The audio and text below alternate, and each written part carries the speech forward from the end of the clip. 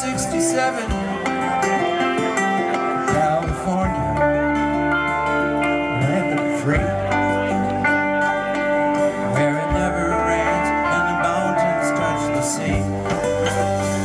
In the summer of love. A passage taken from Music is the Language of the Soul, from the Musical Instrument Museum in Phoenix, Arizona. Somewhere out there on the farthest rim of the earth, a sound wails into the night. A child is born. People gather round, joy flickering on their faces, to welcome the arrival of a new sound, a new life. From our first breath, music is the instrument of the soul. At times it bellows to frighten away demons. More often, it soothes trembling minds. Its rhythm adds heat to lovers' embrace. It comforts in times of despair. Music is the glue that fastens us together as a sensibility, as a people, as a nation. Music knows neither gender nor creed. It is not bound by either age or income. It satisfies the rich and powerful as perfectly as the common people. Music is our lifelong companion. There is no stopping our ingenuity when it comes to creating the tools of our music. From the first stick struck against a log, we have fashioned instruments to translate what words can never quite express. We piece instruments together from the rarest rosewood and from a cow's bladder. Raw materials are stretched, hollowed, carved, penned, glued, bent, formed, shaped, sewn, whittled, fretted, strung, nailed, and reinforced to the maker's imagining. This raw ingenuity in shaping instruments is found in every peopled place on the planet. It is innate, as if we understand at some inarticulate level that if we do not feed the music, some portion of us will starve.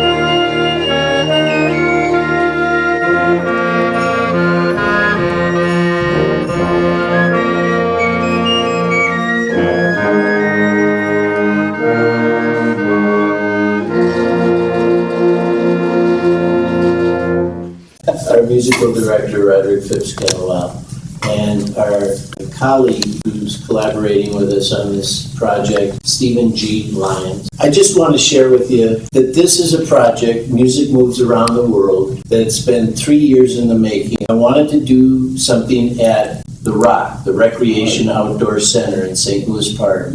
This will probably be the largest performance event held in St. Louis Park. Now, the community band performs each summer, part of our summer concert series at the amphitheater area, and they're a 65-member group, but the collaboration between Park Theater and the 65-member plus the director, 66 members of the St. Louis Park Community Band will be joined by Roderick, who's our musical director, Tim as our set designer and construction, and 5 other groups. He was so gracious. I want to say this. As soon as I proposed it to him, he not only said yes, he came forward with this repertoire. Over 50% of what he sent me were things that he had written himself originally.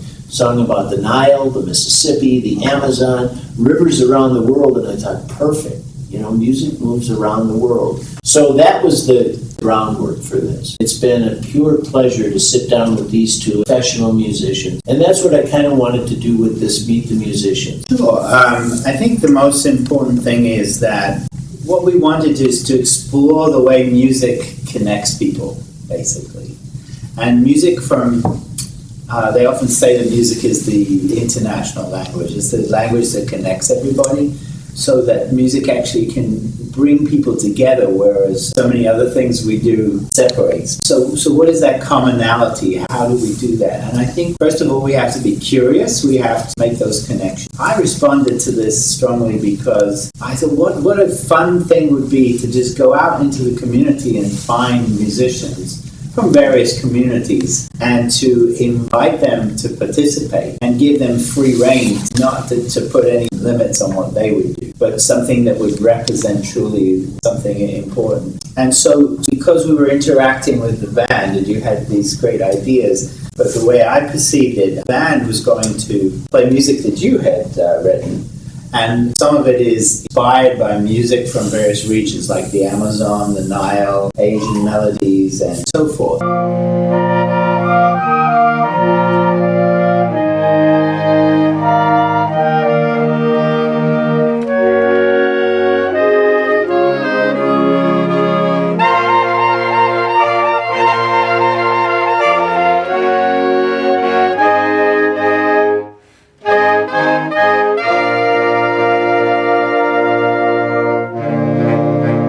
In a sense, it's responding as a musician, as a creative musician, to music from these different cultures. But in a sense, it's like if we were to go and visit Mongolia and listen to the throat singing or something like that, and then come back and do something. Oh, I heard this great music. Let me respond to it.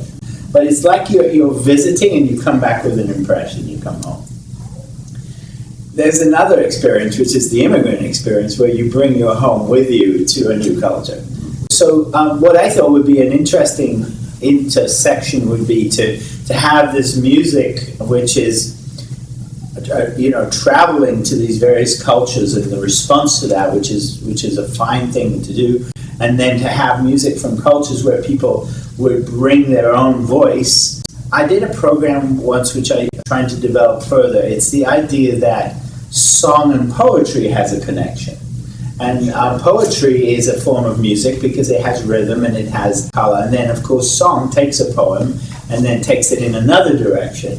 So a program I did was to juxtapose the reading of a poem, not the poem of the song, but a reading of a poem that has a relationship and then goes into a song. And just as you're thinking about the poem, the music starts and takes you over. And just as that whole experience is left with you, then you go to another poem. And some of the poems are quite short. And we had this audience spellbound for a whole hour, including children. They didn't peep, because you didn't have a chance to applaud. One thing went into another, and it was this wonderful interplay between two different genres. So in a sense, I like the idea of having this large band and then having the intimacy of a small group performances, but you're as if you're in one world, one sound world, which is clearly influenced by traveling, and then going to music which is from, say, in our case, we have Tongan musician from Polynesia, and we have a Russian Jewish violinist, we have a Celtic piper, and we have a Nigerian singer, hopefully with percussion. So we have various cultures. Now, actually, when I started this, I was excited because I thought of all the possibilities. And then I realized, oh my goodness, this is so big and huge. I have to narrow it down. Right. So we have a time limit. We set ourselves a time limit. So, Steve, anything to add from you on this? I just had a thought about cultural appropriation. Mm-hmm. And there is a train of thought that says, when you take my music and try to pass it off as your own, that's offensive. And never in our world has the discussion ever been to be something we're not. But there's another train of thought that says, by taking music, which is perhaps not native to ourselves, we develop a greater understanding of the world and of others, which brings peace and acceptance. and also honors that other culture. And that's been our goal from day one. Not say we're playing a tune about the Amazon River, therefore we now understand Brazilian music. We seek to gain a greater understanding ourselves as musicians, but also to come to something as this and to see your culture represented, hopefully brings about to our listening audience a sense of acceptance, a sense of commonality, and really bringing of people together, which is what music can do and art can do in ways that so many other things cannot. So, And before we go any further with that, our photographer here, Koo Lee, does the food art. And your ethnic background, Koo? I'm Hmong.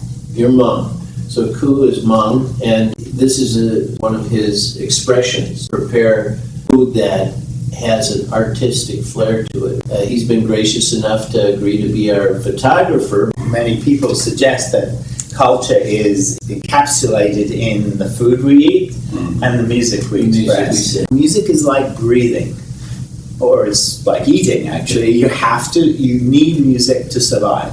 It's if you are left with even the most simple tools, you will make music, either drumming, beating, or blowing, or bowing, or tapping, or something like that. And each culture does it in their own way. And it's amazing just how much variety there is. I wanted to say that this effort is very creative, very organic, and we're playing with that interaction between the various things, and we'll sort of sequence it. So one thing might flow into another, and I might introduce it to give it my job as MC is to give it kind of context so people can listen with open ears. I've often thought that we too often do lip service for multicultural ideas, but so often it falls flat. What would it be like to have someone come from inside that culture? So it's not just a title that you're covering something, but you're actually experiencing that music from the soul of that musician. What's remarkable is that live music brings spirit. And that is something which I hope we really achieve in this event, that there's an experience, the live energy that comes from it is not just the power of 65 musicians, which is in itself quite something, all working together. That's a remarkable thing. Playing with love, as you say, the amateur spirit, the love and commitment and energy. But these musicians who come, what we will do is have them represent something which is their wish list, their desert island of what they want to share with you. We have Sione Adebola, is the Tonga musician. He said a lot of their music comes from chanting too. They chant together, and they do have accompaniment to that. But it's often group singing, not just solo. So we have a Russian Jewish violinist who's classically trained, but one could say, when you think about Russian and Jewish music, you think about soul. You really do think about depth and music that speaks of suffering of their people, and it speaks from the depth of their heart and their soul. And as such, that's going to be very powerful and impactful. And the violin is such a soulful instrument. I'll be playing with the violinist. Also the pipes, for me, the pipes, and I've asked an accomplished friend of mine who plays the big pipes, but he also plays what they call the small Northumbrian pipes. And he's also played a lot of music from Cape Breton. So this is a sort of, as it were, a music that originated in the British Isles that came across to Nova Scotia. And then there's a Nigerian singer, and she hopes to have drums. That is definitely a very key part to every culture of the world, has a kind of rhythmic component, and no better represented than an African culture. Basically, one of your questions is, describe your interest and involvement with music across cultures. And I have to tell you that one of the most fun things I have ever done is work with musicians from other cultures, particularly when they're singing their own language. I played with a woman who had studied in Buenos Aires and did South American music. So playing South American music or Spanish music idiomatically is very, very fun. Roderick, I'd like to switch over to Steve. Rhythm has played an important part in your life, right? Huge. My specialty is percussion as well as conducting, and so playing drums, obviously rhythm is very critical.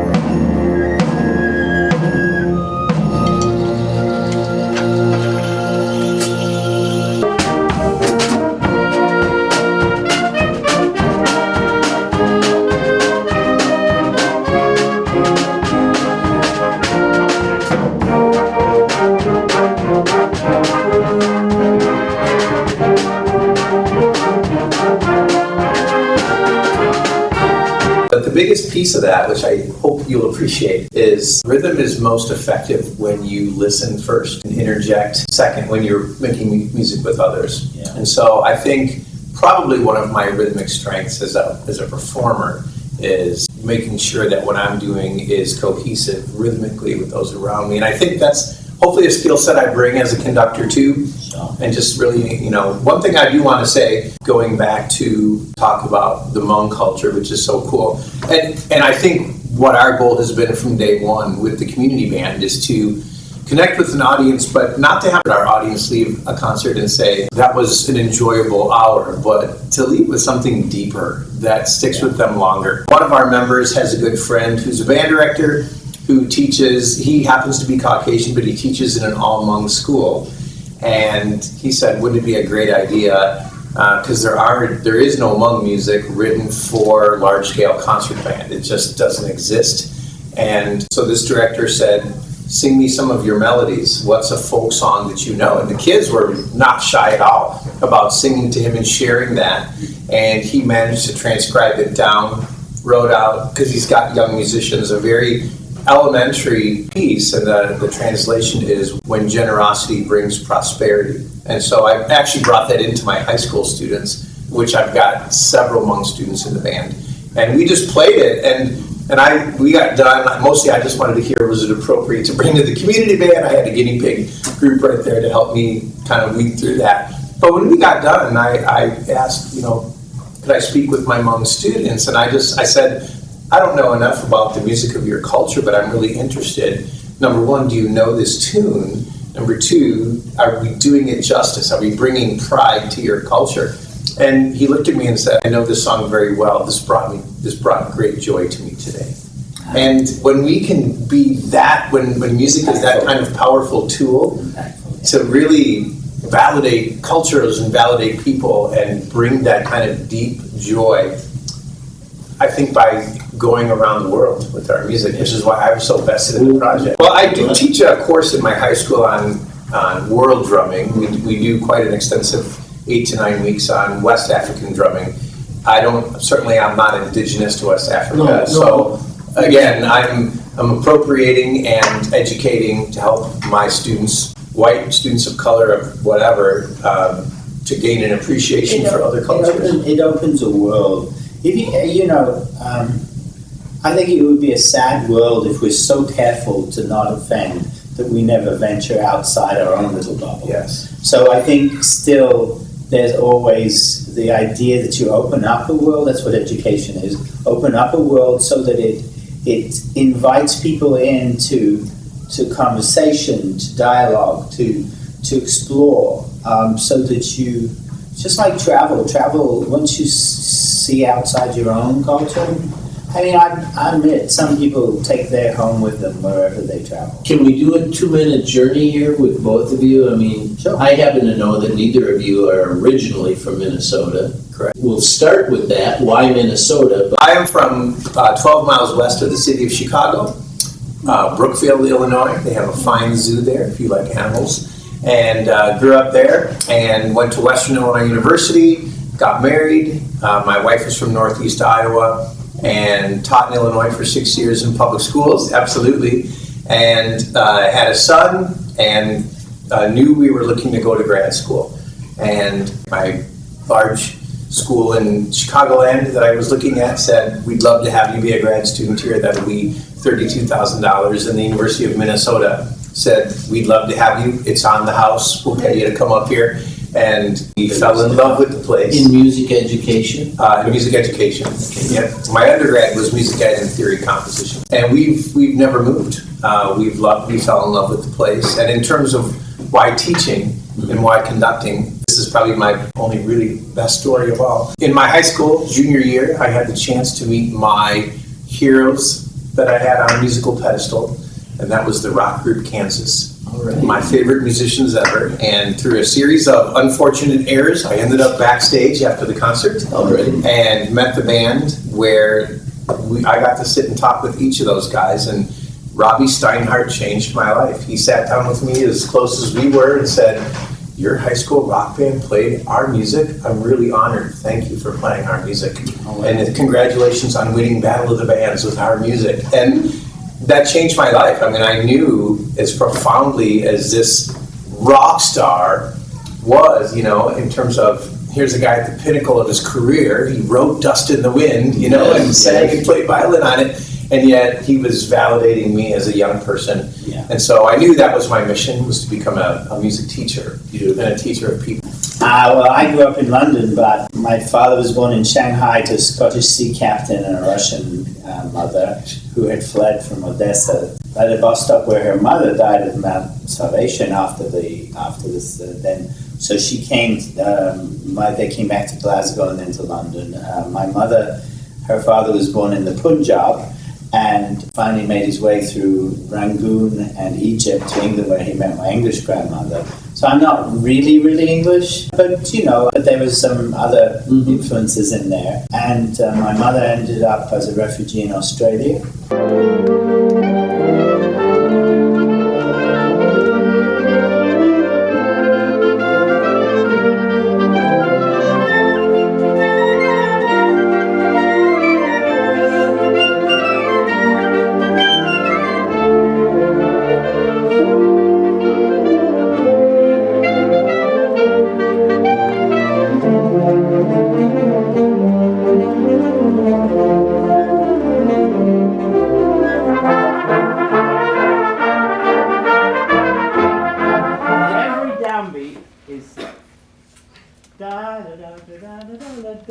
After the war, her father was captured and killed in the fall of Singapore. So my family's been around the world, and there's a sort of that wanderlust is what probably got me going to. When I was a jock in school, but I always loved music just for fun. And then I hurt my knee, and I said, well, I better do something proper. And so I started being more serious, and I went from being just a play-at-home pianist, to lessons, to saying, I'm going to make music with other people. And I said, it's like a team sport. This is great. I love it. So I took up the bass and I started accompanying because I love to work with other people. So playing piano for other things. And that's been a specialty of mine. And that's took me all the way to Juilliard in New York, where I was the first ever to graduate. And so I love working with singers and all these different cultures. So this kind of idea of communicating through music in a creative and expressive way, where you touch the hearts as well as the mind and the soul. I think there's a spiritual dimension to it. And each culture has its own way of transcending the sort of particulars of the language, of the details of the instruments. You go to a higher level of human connection between people. And that's what has been driving my work of late. So I'm also a teacher. I love to teach because you change people's lives. And in my case, when you teach about creativity, what you're doing is liberating them to express their true personality rather than try and get it right. to get up and share your love of music. So this concert is, I think, is the epitome of our shared love of communication and sharing things that are important to us, sharing it with the community and inviting others who have that passion. So another thing I should mention is that even though classically trained musician, my father was a jazz musician. So I grew up first with jazz, and so I was playing his jazz arrangements from the age of 10. So I've long ago believed that music is music is music, and that the genres are not as separate as, so it's much the same with world music. To me, music is music is music. I think the one thing that's important for us is, I love your conversation about technique is important, but only in as much as it serves so that you can truly express. But the second part of that is why we perform, right? Yes. There is a something for sure that we get through that process as musicians, but it falls flat when there's not an audience to connect with during that process. And that's really the end game. And so connections between people, we suffer in this world from disconnection. We suffer from separation, from us and them. We suffer from all these ways that separate people. And for me, and us, I believe, all of us, is music is a way to bring something to the community that brings us together. So that's my hope. It's on YouTube. I do a monthly program called Arts in the Park video magazine. Thank you. Thanks for coming.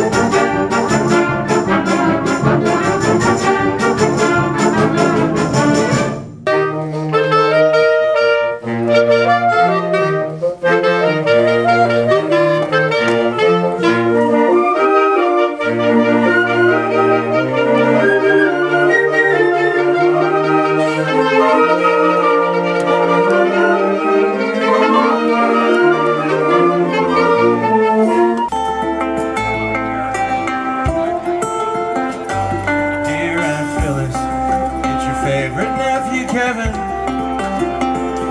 I'm writing to thank you for the summer of '67, California.